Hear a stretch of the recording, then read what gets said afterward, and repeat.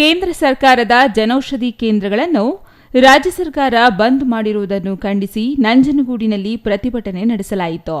ಈ ವೇಳೆ ಮಾತನಾಡಿದ ಮಾಜಿ ಶಾಸಕ ಹರ್ಷವರ್ಧನ್, ಕೇಂದ್ರ ಸರ್ಕಾರ ಜನೌಷಧಿ ಕೇಂದ್ರವನ್ನು ಸಾರ್ವಜನಿಕರಿಗೆ ಅನುಕೂಲವಾಗುವಂತೆ ತೆರೆಯಲಾಗಿತ್ತು. ರಾಜ್ಯ ಸರ್ಕಾರ ಖಾಸಗಿ ಫಾರ್ಮಸಿ ಕಂಪನಿಗಳ ಮಾಫಿಯಾ ಜೊತೆ ಕೈಜೋಡಿಸಿ ಜನೌಷಧಿ ಕೇಂದ್ರಗಳನ್ನು ರಾಜ್ಯ ಸರ್ಕಾರ ಬಂದ್ ಮಾಡಲು ಹೊರಟಿರುವುದು ಖಂಡನೀಯ ಎಂದರು. ಜನೌಷಧಿ ಕೇಂದ್ರಗಳಲ್ಲಿ ಕಡಿಮೆ ದರದಲ್ಲಿ ಮಾತ್ರೆಗಳು, ಔಷಧಿಗಳು ದೊರೆಯುತ್ತಿತ್ತು. ಇದು ಬಡ ರೋಗಿಗಳಿಗೆ ಅನುಕೂಲವಾಗುತ್ತಿತ್ತು. ರಾಜ್ಯ ಸರ್ಕಾರದ ಜನಔಷಧೀಯ ಕೇಂದ್ರವನ್ನು ಬಂದ್ ಮಾಡಿರುವುದು ಖಂಡನೀಯ. ಈ ಹಿನ್ನೆಲೆ ಇಂದು ಬಿಜೆಪಿ ರಾಜ್ಯಾಧ್ಯಕ್ಷ ಬಿವೈ ವಿಜಯೇಂದ್ರ ಅವರ ಕರೆಯ ಮೇರೆಗೆ ರಾಜ್ಯಾದ್ಯಂತ ಎಲ್ಲ ತಾಲೂಕು ಕೇಂದ್ರಗಳಲ್ಲಿ ಮೌನ ಪ್ರತಿಭಟನೆ ಹಮ್ಮಿಕೊಳ್ಳಲಾಗಿದೆ. ಈ ಆದೇಶವನ್ನು ರಾಜ್ಯ ಸರ್ಕಾರ ವಾಪಸ್ ಪಡೆಯದಿದ್ದರೆ ಮುಂದಿನ ದಿನಗಳಲ್ಲಿ ಉಗ್ರ ಪ್ರತಿಭಟನೆ ನಡೆಸುವ ಎಚ್ಚರಿಕೆ ನೀಡಿದರು. ಯುಪಿಎ ಸರ್ಕಾರ ಇದ್ದಾಗ ಜನೌಷಧಿದಂತ ಒಂದು ಸ್ಕೀಮ್ ತಗೊಂಡ್ಬಂದಿದ್ರು. ಅದು 2016ರಲ್ಲಿ ಪ್ರಧಾನ ಮಂತ್ರಿ ಜನೌಷಧಿ ಸ್ಕೀಮ್ ಅಂತ ಒಂದು ಯೋಜನೆ ಬಡವರಿಗೆ ಭಾಳ ಕಡಿಮೆ ದೆಲೆಯಲ್ಲಿ ಈ ಔಷಧಿಗಳು ಮತ್ತು ಆಪರೇಷನ್ಗೆ ಬಳಸೋಂತಹ ಎಕ್ವಿಪ್ಮೆಂಟ್ಸ್ಗಳೇನಿದೆ ಅದು ಕಡಿಮೆ ದರದಲ್ಲಿ ಸಿಗಬೇಕು ಅಂತಕ್ಕಂಥ ಉದ್ದೇಶ ಇತ್ತಲ್ಲಿ.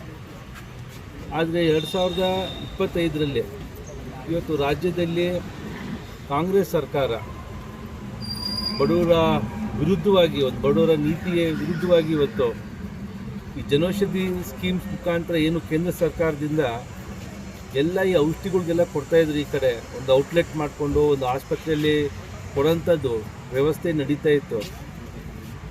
ಸರ್ಕಾರ ಇವತ್ತು, ರಾಜ್ಯ ಸರ್ಕಾರ, ಕಾಂಗ್ರೆಸ್ ಪಕ್ಷದ ರಾಜ್ಯ ಸರ್ಕಾರ ಇವತ್ತು ಫಾರ್ಮಸ್ಯೂಟಿಕಲ್ಸ್ ಕಂಪನಿ ಮಾಫಿಯಾಗಳ ಜೊತೆ ಕೈ ಜೋಡಿಸಿ ಇವತ್ತು ಜನೌಷಧಿ ಔಟ್ಲೆಟ್ಗಳನ್ನೆಲ್ಲ ಬಂದ್ ಮಾಡಕ್ಕೆ ಹೊರಟಿದ್ದಾರೆ. ಒಂದು ಸಣ್ಣ ಉದಾಹರಣೆ ಕೊಡ್ತೀನಿ.